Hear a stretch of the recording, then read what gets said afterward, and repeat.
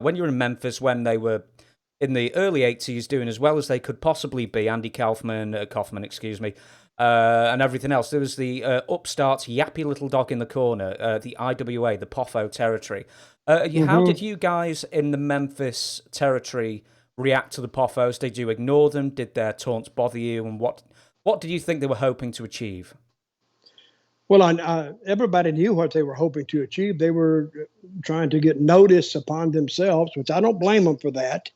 And they were challenging Lawler, and they were challenging Dundee and me and the Fabs and whoever else was in Memphis at the time. So, and they were doing that just to have their fans think there may be some kind of interaction between Jared's company and their company. How did we handle it? We basically ignored it basically because they didn't make me a dime. The talk made me nothing, so I was just concentrated on what I was doing, and we just rode up and down the road, and we just coexisted for a long time. I looking at old YouTube clips because obviously I wasn't in the area, I wasn't even born when both territories were going.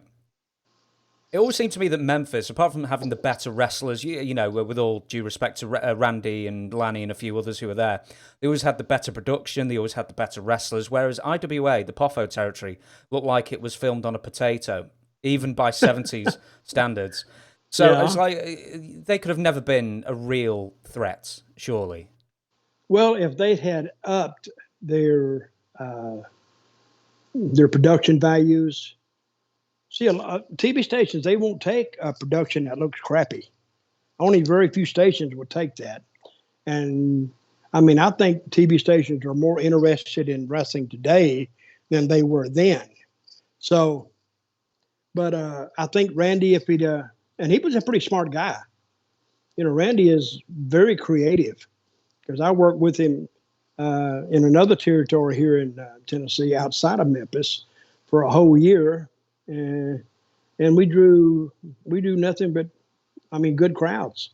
When we came in, the territory was almost basically dead. They would go to a show in Nashville, and they draw 150 people.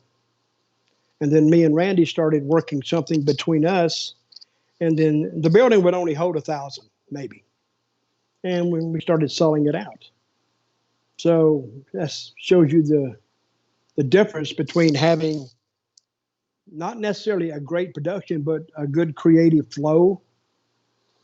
Because Randy had that ability. If people were, say, channel surfing, and you run by Randy, and you're not even a wrestling fan now, and all of a sudden, no, the news is coming on. Oh yeah, watch Shock Theater and so on. And then you go to the next channel, and there's Randy. Oh yeah,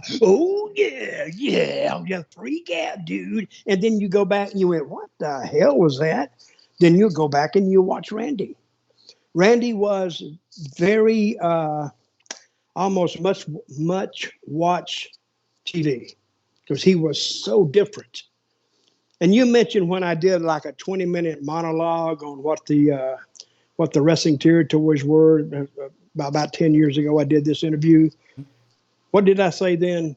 You said in 2010, wrestling in those days in 2010, everybody was cookie cutter, non-tough guy looking, one team of script writers writing for everybody rather than everybody being themselves, and no outlandish characters. Yes. Because in today's world, we're caught up in that cancel culture. And, don't offend anybody at all. You can't offend anybody. But in years past, when you had two Japanese wrestlers going to the ring, automatically they was waving the flags and wearing the clogs or whatever.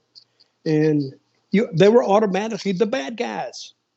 Or if you had two Germans, two Nazis going there and doing the goose step, of course, they were the bad guys.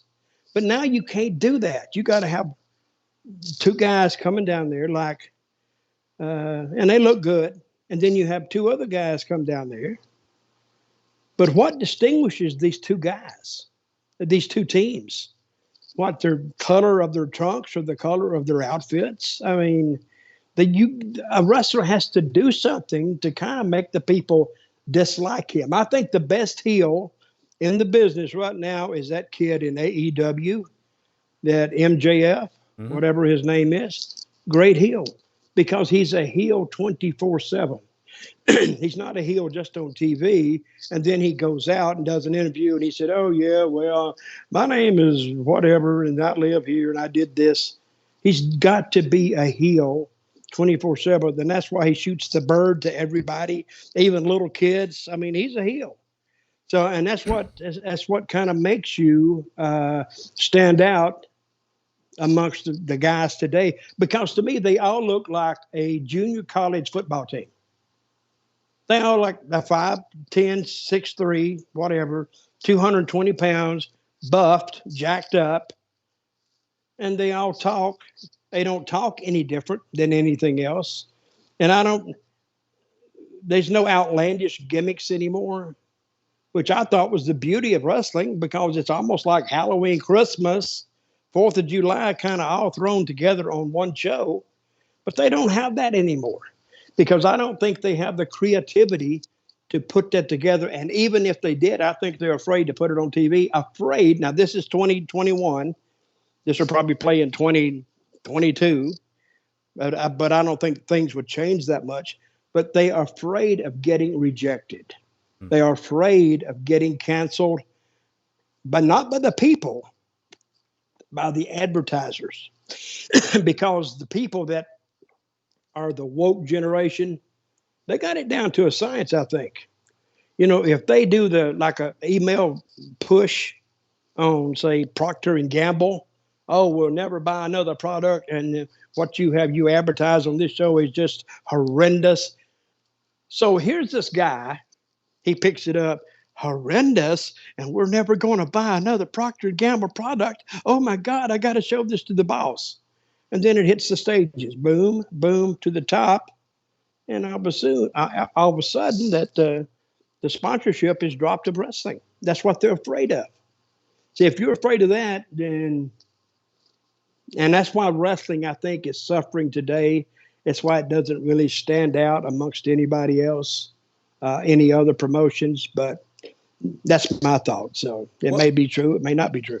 Well, that actually started, I remember, in 1999, and L something, I can never remember the guy's name, but there was like a huge blowback, specifically against SmackDown, because it was on network television.